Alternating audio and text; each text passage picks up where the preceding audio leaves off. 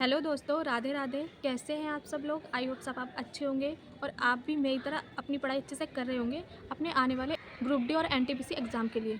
तो दोस्तों, आपका एक कॉमन क्वेश्चन था मुझसे बहुत कि हमारा मैथ वीक है, हम कहाँ से सही करें, आप मैथ कहाँ से पढ़ रही हो।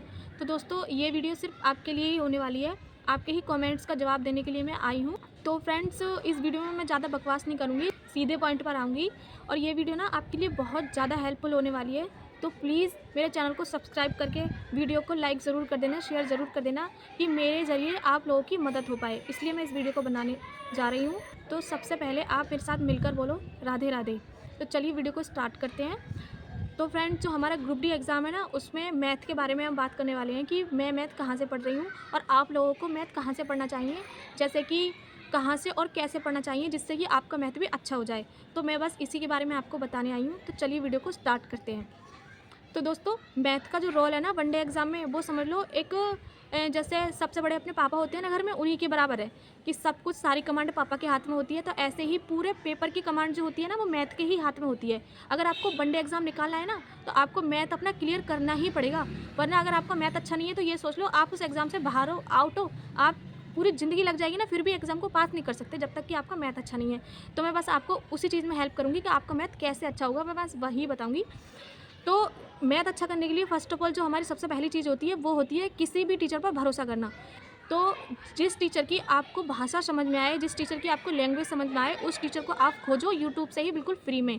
देखो, मैं अपना बता दूँ, सबसे पहले जो मुझे मैथ अगर समझ में आया था ना किसी का, वो दीपक भाटी सर का था।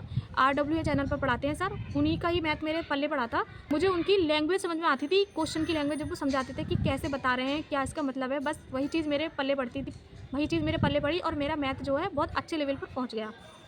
तो फ्रेंड्स देखो, टीचर तो बहुत सारे हैं, आदित्य रंजन सर हैं, दीपक भाटी सर हैं और साहिल खंडेलवाल सर हैं, बहुत अच्छा मैथ पढ़ाते हैं ये भी। तो सबसे पहले उन टीचर से मिलो यूट्यूब से, जिसकी भाषा आपको समझ में आए, उनसे कनेक्ट हो, उन पे भरोसा करो। तो आपको क्या करना है, यूट्यूब पे जाना है, कोई से भी टीचर का नाम डालकर उनकी एक प्लेलिस्ट सर्च करनी है मैथ की, और उस प्लेलिस्ट से बिल्कुल जीरो से स्टार्ट करना है आपको, एक फेयर और एक रफ लेकर। सबसे पहले उनके क्लास को अटेंड करो, जो भी क्वेश्चन कराना है उनको नोट करो, सारे फॉर्मूला वाइज बिल्कुल जीरो से स्टार्ट करना है। सारे क्वेश्चन है ना, सबको अपनी फेयर कॉपी पर नोट करना है, नोट्स बनाने हैं अपने हाथ से ही। मैं आपको फिर सजेस्ट करूंगी कि जितने भी नोट्स बने वो सब अपने हाथ से ही बनाएं, किसी की प्लेलिस्ट नहीं निकलवाएं बस। तो दोस्तों, आपने क्लास ले ली और उनका जो है नोट्स बना लिया। उसके बाद क्या करना है, सर ने जितने जो क्वेश्चन कराए थे ना क्लास में, उन्हीं क्वेश्चनों का दोबारा से अपने हाथ से ही प्रैक्टिस करनी है। और प्रैक्टिस करने के लिए ना आपको फेयर कॉपी में नहीं करनी, अलग से रफ ले लेना है, उस रफ पे चिथड़े उड़ा देना प्रैक्टिस करते करते। ऐसे एक एक क्वेश्चन को कई कई बार सॉल्व करके देखना। मैं तो ऐसे ही करती थी, पहले मैं पढ़ती थी क्लास से, उसके बाद जो सर कराते थे ना क्वेश्चन, उन्हीं क्वेश्चनों को दोबारा से प्रैक्टिस करती थी। तो जैसे आपने संख्या पद्धति चैप्टर पढ़ा या सरलीकरण पढ़ा, जो भी है, टाइम एंड वर्क है, पाइप एंड टंकी है, परसेंटेज है, जो भी आपने पढ़ा, उनके उस चैप्टर के 50 क्वेश्चनों को आप लेना है। और क्वेश्चन रिवाइज कहाँ से करोगे, क्वेश्चन की प्रैक्टिस कहाँ से करोगे, तो उसके लिए आप कोई भी प्रैक्टिस सेट खरीद ले। आपके पास पुराना तो पढ़ा ही होगा, यूपी पुलिस का पेपर निकला है दोस्तों, देखो अभी उसका प्रैक्टिस पढ़ा होगा, उससे प्रैक्टिस करना। और क्या कहते हैं, अगर आपने 50 क्वेश्चन भी नहीं करे, 4 से 5 भी करे, तो आपको आए तो वो क्वेश्चन, कम से कम प्रैक्टिस तो करी। और इस चीज़ के लिए ना आपको 1.5 से 2 मंथ में करीब ऐसे ही इसी टाइम टेबल पे 2.5 से 3 घंटे मैथ को देने हैं। फिर देखना आपका मैथ कहाँ कौन से लेवल तक पहुँच गया। तो पहले क्या करना है, आपको किसी टीचर पर भरोसा करना है, उनसे क्लास लेनी है प्रॉपर वे में। और हाँ, 60 से 70 क्लासेस होती हैं एक PDF में, आपको छोड़ नहीं देनी है बीच में, पूरी टोटल करनी है उन पर भरोसा करके।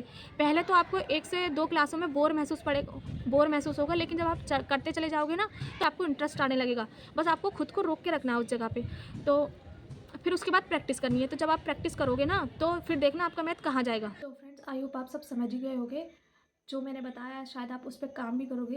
अगर दोस्तों आपने 1 से 2 महीने बिल्कुल ऐसे कर लिया ना मैथ को, जैसे मैंने अभी आपको बताया, मैं गारंटी से कहती हूँ कि आपका मैथ एक अच्छे लेवल पर पहुँच जाएगा। बस आपको 2 से 3 मंथ मैथ को 2 से 3 घंटे देने हैं, क्लास लेनी है प्रॉपर, और उसकी प्रैक्टिस करनी है उन्हीं क्वेश्चनों की।